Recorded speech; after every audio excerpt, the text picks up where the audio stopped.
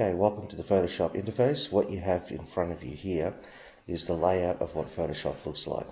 Now, to make sure yours looks exactly the same as mine, you need to go up here to Essentials, click on that, and then Reset Essentials.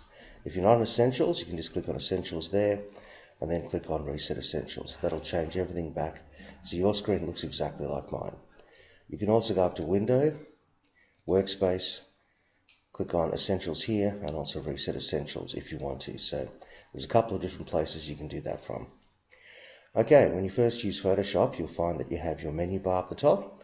Now your menu bar has all the same things that you'd have in most Windows programs. You can file, open as, save as, export, those types of things are all in here. Any editing that you do, you can see you've got your steps there. Also be aware of the keyboard shortcuts. Now they're very similar to a lot of other programs as well. Then you also have your image, which is anything to do with your image. You can actually change that. Your layers, which you have specific layer styles. We'll talk about those later. You've got your type tool, so anything to do with type you can work there. Your selection tools, how you can use those. Be aware of this deselect, okay, which is Control D, and also reselect, which is Shift Control D. You also have your filter menu, which is to change things on your layers. You also have this 3D panel. And you've also got your view of how to look around the screen and find things. Okay, and the last part is the window, which is access to all of your different types of layers and palettes and things that you might be using once you're using Photoshop. Okay, so that's the menu bar. Now underneath here you have your options bar. So anytime you change one of your tools, you'll find that you change the options that you have here. So for each of the tools, you can see that you have different options that come up and how you can actually use them. You'll find those things out later as we explore them. But just as long as you know that when you change any one of these tools here, it'll actually change the toolbar at the top as well.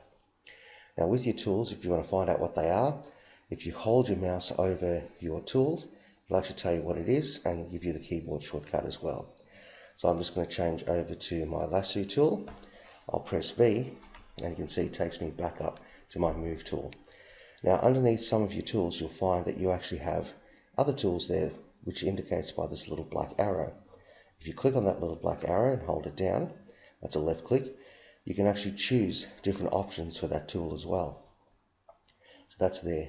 And so if you want to get to those, just hold the shift key and the tool name, and you can see that that's actually changing as well. So there's an example of the lasso tool here. Okay, you can see that when I hover over it, it says L. So if I hold the Shift key and press L, you can see it changes to the different options and the toolbar changes as well. Okay, your first tools are mainly your selection tools.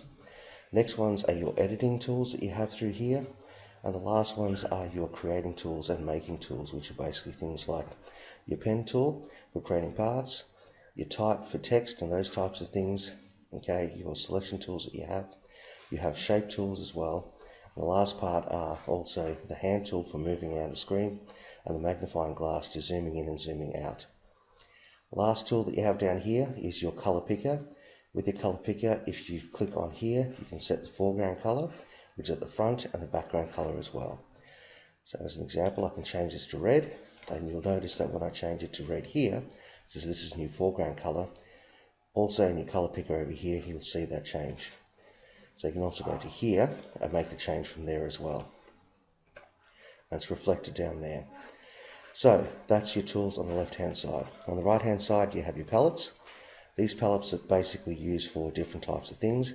If you want to use colors, or you've got particular colors that you have called swatches, you can find a color that you like, for instance here. And once you think that color is nice, you can see I can drag it across here. If I click once, it'll say what color do you want to call this? My swatch, click OK. That means that the next time if you want to use that color, you can find it straight away. So if I change the color to something like that, I can click straight back on that sample and it gives you back that exact sample there that I wanted. You've got your adjustment layers, which are things that we'll use a little bit later, and also your layer styles as well. So you can actually create layer styles. The last part is your layers, channels and paths. As we start using Photoshop, you'll learn more about those. But that is the basic layout of Photoshop and the tools that are used with it.